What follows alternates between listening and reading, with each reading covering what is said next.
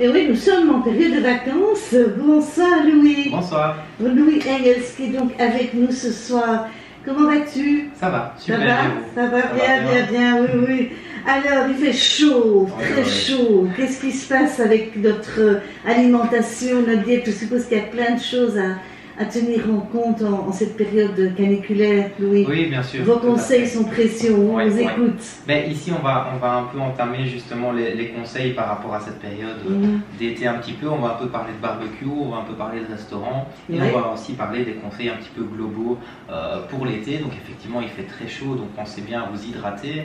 1,5 litre d'eau par jour, voire 2 litres. Donc il ne faut vraiment pas hésiter de bien fractionner sa consommation et aussi s'hydrater par la nourriture. Donc tout ce qui est légumes frais, fruits frais, potages, etc. Même des potages qui sont froids, donc des jus de légumes, etc. Il ne faut vraiment pas hésiter pour vraiment se tenir bien hydraté.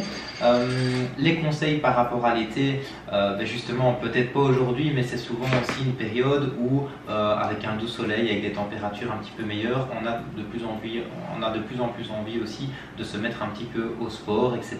Donc n'hésitez pas à vous aérer hors heure un petit peu de canicule, que ce soit le matin ou après journée, d'aller un petit peu marcher, de ne pas rester inactif pendant cette période, de tester différents sports, s'il y a une période de congé, etc. Il ne faut vraiment pas hésiter à justement s'ouvrir un petit peu l'esprit avant notre rentrée qui va arriver pour justement installer des bonnes habitudes saines pour la rentrée justement. C'est aussi la période justement où on est attiré par des choses qui sont un petit peu plus légères. Rappelez-vous que la graisse corporelle sert d'abord d'isolant thermique et donc effectivement en hiver on aura plus tendance à être attiré vers le sucré, vers le gras, etc.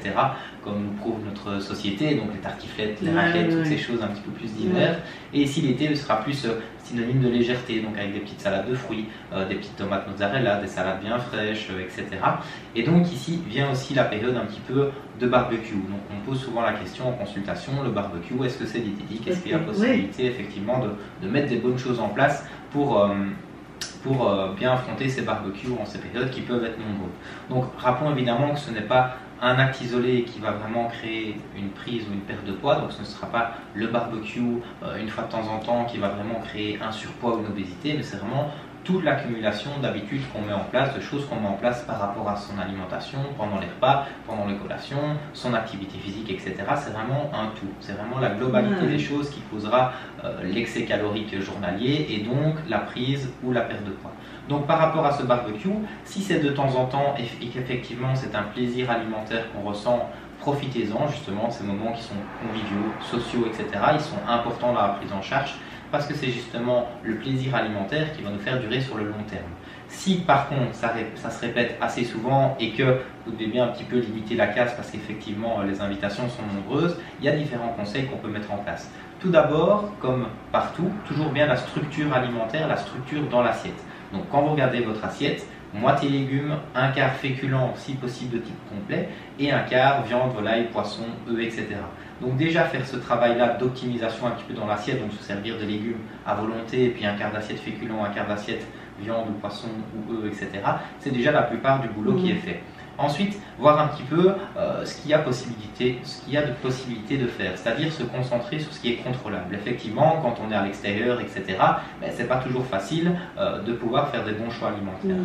Ce qu'on peut faire par rapport à ça, si par exemple on sent qu'on aura plus de tentation à passer à l'acte lors des apéritifs, etc., pourquoi pas prendre un petit bol de potage ou un petit plateau de légumes frais, etc., avant de partir, comme ça on arrive justement au lieu de rendez-vous, l'appétit pas trop couvert, on a déjà quelque chose dans l'estomac et ce quelque chose, c'est des légumes donc remplis de fibres alimentaires qui vont bien nous rassasier.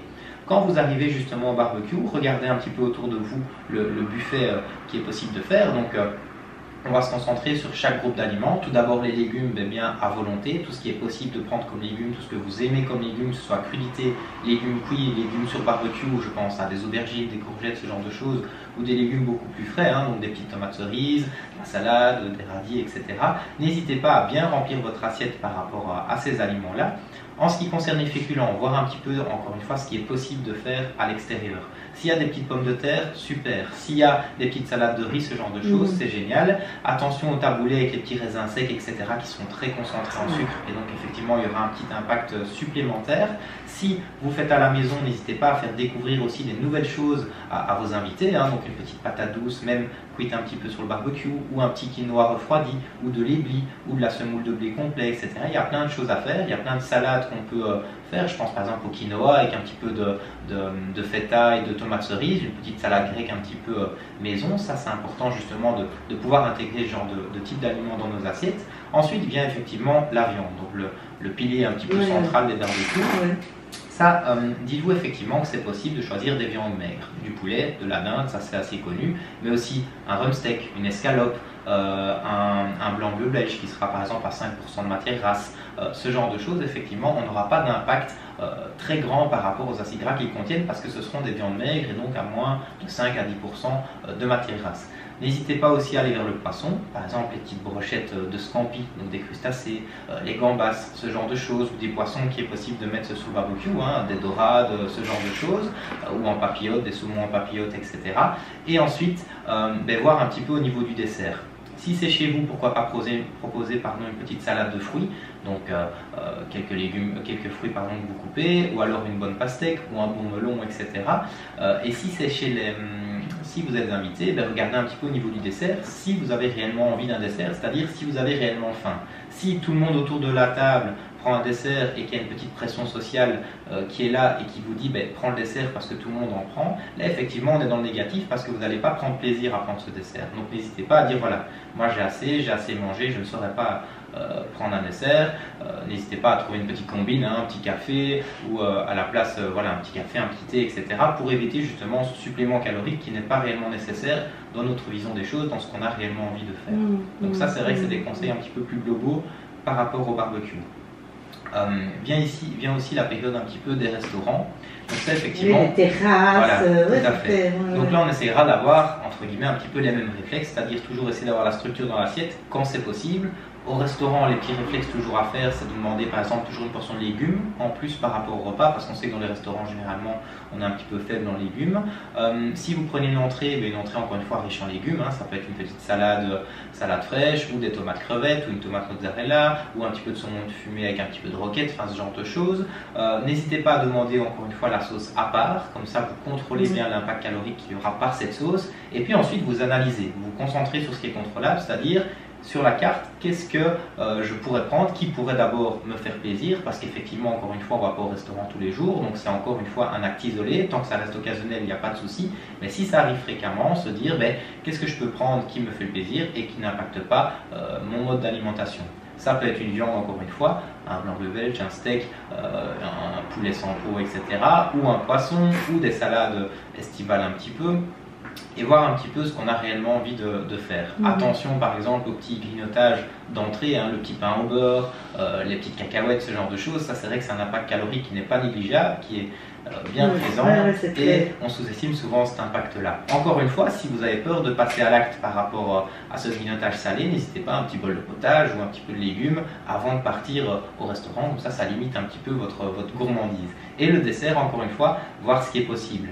C'est-à-dire si on a réellement envie d'un dessert et se faire plaisir, pourquoi pas une petite touche sucrée, voir si c'est possible au restaurant, s'il y a des salades de fruits, ce genre de choses, et ça se fait de plus en plus aussi, donc pourquoi pas la tenter, mais encore une fois, avant tout, bien s'écouter par rapport à ces apports. On vous retrouve évidemment à Hélicine, à Jauge et à Joden. Tout à fait. C'est ça. Ouais. Alors, les coordonnées peut-être, les rappeler. Pour la prise de rendez-vous, donc soit sur le site internet, donc louisengels.be, ou alors par numéro de téléphone 0479 52 25 93. Alors on est en plein été, il fait chaud, donc on transpire beaucoup. Donc vous disiez en début donc de bien boire, c'est vraiment ça le plus important, c'est de boire de l'eau. Tout à fait. Pas des sodas. Oui, c'est ça. C'est vrai que l'impact aussi des sodas, il va être un peu sous-estimé aussi dans la population générale, entre guillemets, par rapport à la prise ou la perte de poids. Dites-vous que ça part en fait de la glycémie, donc le taux de sucre qu'on a dans le sang qui varie toute la journée en fonction de ce qu'on mange, en fonction de nos hormones, etc. Nous, en tant que diététicien, on essaie de le garder le plus stable possible, c'est-à-dire qu'il reste un petit peu entre deux fourchettes saines pour ne pas créer d'hyperglycémie et d'hypoglycémie.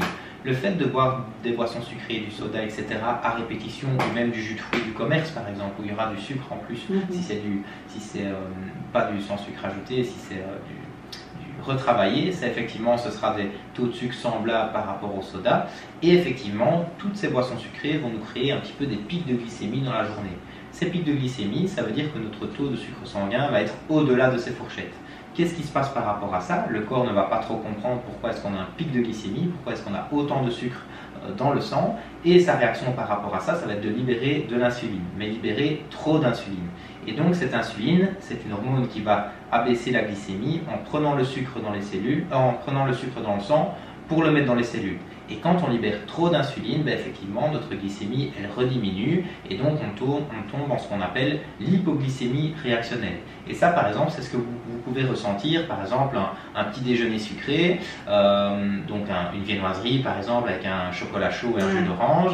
On arrive vers les coups de 10-11 heures et là, petit coup de pompe, ouverture d'appétit, etc. Ça, c'est typiquement une hypoglycémie réactionnelle. Le piège par rapport à ça, c'est de se dire justement, je suis fatigué, j'ai faim, etc., j'ai besoin de sucre. Or, c'est déjà le sucre consommé antérieurement qui nous a fait rentrer dans cet état d'hypoglycémie. Et donc justement, d'où l'importance de bien intégrer des féculents complets à chaque repas, de manger plutôt protéiné et gras le matin, et de bien fractionner son alimentation pour éviter ces coups de pompe et avoir de l'énergie qui sera durable sur la journée.